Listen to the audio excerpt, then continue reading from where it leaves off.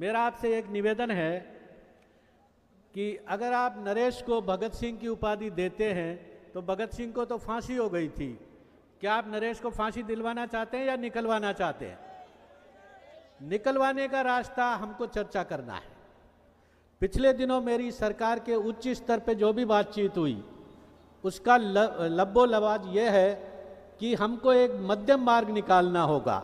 हम कितने आंदोलन करेंगे?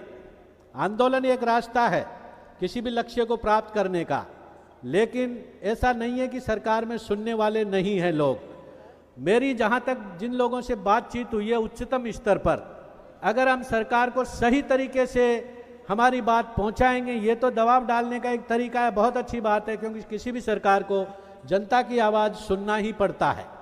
लेकिन हमको नरेश और उसके साथ जो भी भाई बहन, जो भी भाई उसमें बंद है जेल में, उनसे हमारी मुलाकात हुई। मैं पर्सनल रूप से उनसे मिलने गया और मेरी काफ़ी देर तक उनसे बातचीत हुई।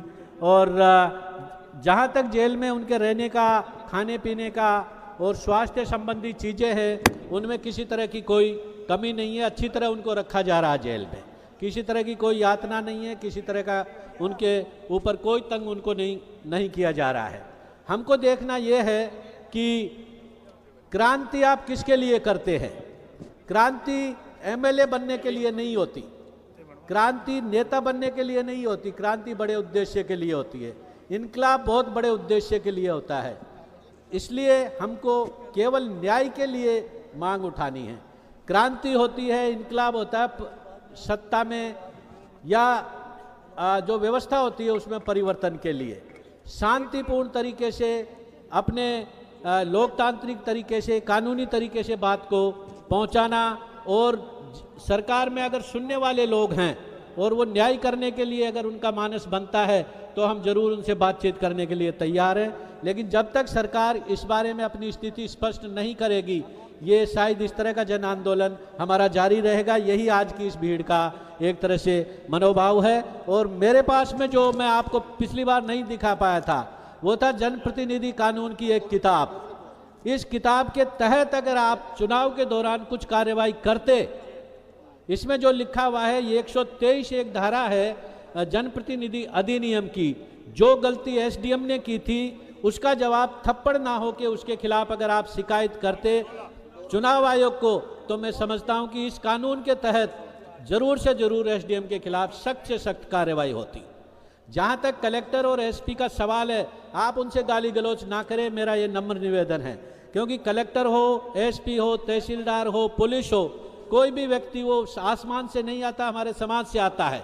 इसलिए गाली गलौज करना, अपशब्द बोलना, सरकार के खिलाफ अनावश्यक रूप से टिप्पणी करना, आप उसको एक शिष्ट भाषा में, एक पार्लियामेंट्री लैंग्वेज में अपनी बात रखिए। मेरा आप लोगों से नम्र निवेदन है, क्योंकि हमको जितने भी बच्चे बंद हैं उनको न्याय दिलाना है, न कि सरकार को ज़्यादा नाराज करना। क्योंकि आप जानते हैं कि सरकार जब अपने पे आती है तो बड़े बड़े आंदोलनों को असफल कर देती है। इसलिए हमको तरीके से हमारे बच्चों को, उनका भविष्य ना बिगड़े और नरेश को भी न्याय मिले।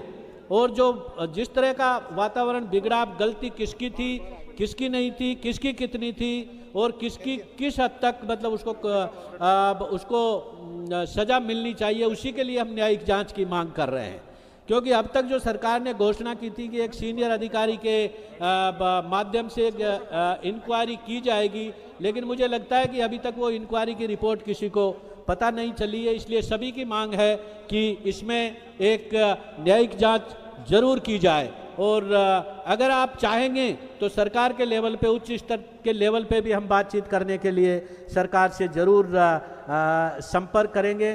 धैर्य रखना, अनुशासन रखना और सभ्य भाषा में अपनी बात को पहुंचाना। मैं जब जेल गया था, टोंक जेल, उनसे मिलने के लिए, तो उसके दरवाजे पे एक आदर्श वाक्य लिखा हुआ है, वो है गलती, इंसान से गलती होती है लेकिन गलतियों से सबक भी लेना चाहिए।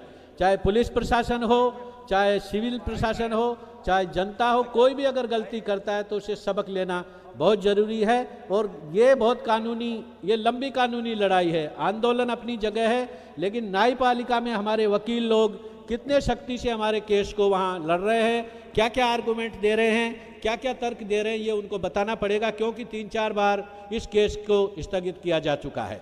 इसलिए कानूनी प्रक्रिया के तहत ही उनको बाहर लाने के लिए हमको हमारे वकीलों को इस बारे में आगे कार्यवाही करनी चाहिए, क्योंकि प्रहलाद गुंजल जी बैठे हैं और भी कई वक्ता बैठे हैं।